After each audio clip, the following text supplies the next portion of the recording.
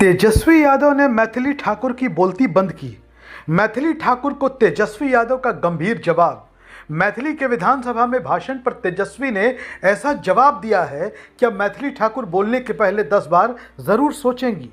बिहार की राजनीति में एक बार फिर बयानबाजी ने नया मोड़ ले लिया है। नेता प्रतिपक्ष तेजस्वी यादव और भारतीय जनता पार्टी की विधायक और लोक गायिका मैथिली ठाकुर के बीच शब्दों की जंग ने सियासी तापमान बढ़ा दिया है।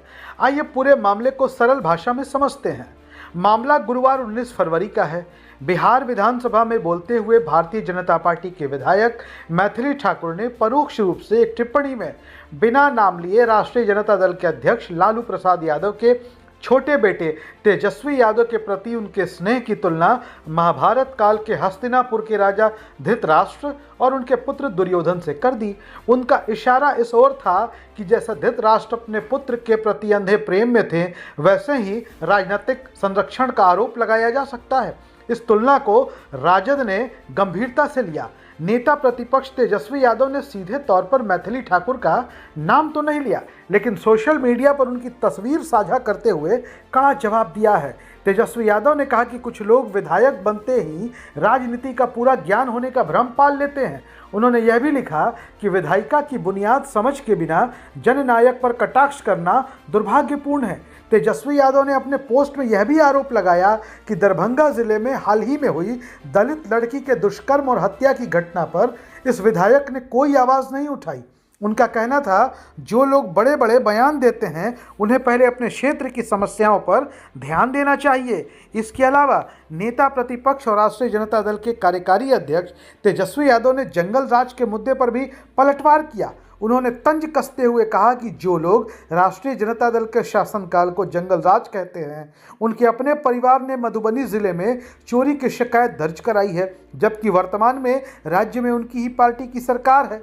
यानी उन्होंने सवाल उठाया कि अगर कानून व्यवस्था ठीक है तो फिर ऐसे मामले क्यों हो रहे हैं। इस पूरे विवाद में महाभारत का संदर्भ चर्चा का केंद्र बन गया। राजनीति में अक्सर पौराणिक उदाहरण दिए जाते हैं, लेकिन जब किसी नेता की तुलना दुर्योधन या धृतराष्ट्र से की जाती है तो उसे अपमानजनक माना जाता है। यही कारण है कि यह मामला सिर्फ बयान तक सीमित नहीं रहा, बल्कि सोशल मीडिया और मीडिया चैनलों में भी तेजी से फैल गया। ये पहली बार नहीं है जब मैथिली ठाकुर किसी बयान को लेकर चर्चा में आई हों। इसके पहले भी विधानसभा चुनाव के दौरान एक ब्लूप्रिंट वाले बयान को लेकर उनकी आलोचना हुई थी। उस समय उन्होंने ब्लूप्रिंट पूछे जाने पर उसे बेहद निजी मामला बता दिया था, जिस पर विपक्ष ने उन्हें घेरा था और सोशल मीडिया पर उनका खूब मजाक भी बना था।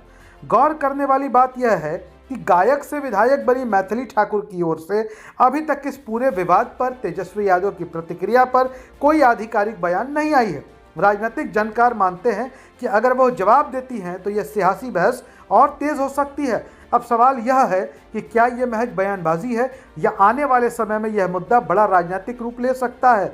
बिहार की राजनीति में शब्दों का असर अक्सर दूर तक जाता है। विधानसभा के अंदर कही गई बात बाहर जनता के बीच अलग मायने ले लेती है।